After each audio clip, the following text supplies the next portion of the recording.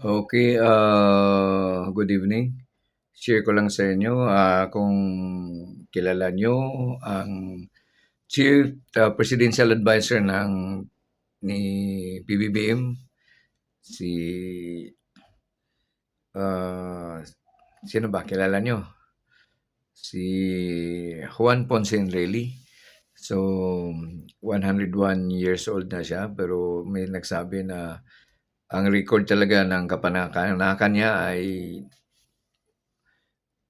2 years na hindi na ano 'no, so he's 103 years old. Pero ang acknowledged is 101 years old siya.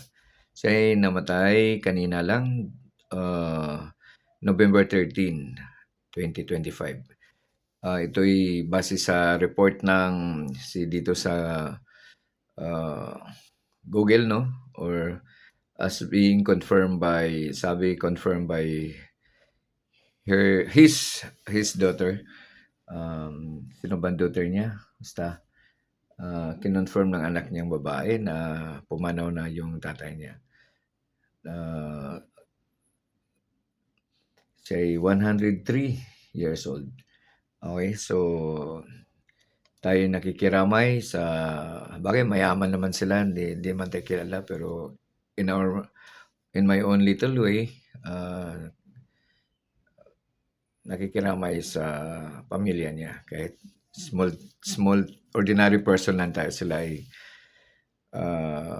mga bigating tao. Okay, dating senador, Senate President noong time ni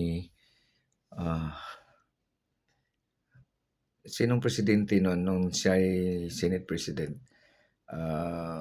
Okay, so yan lang. Sige.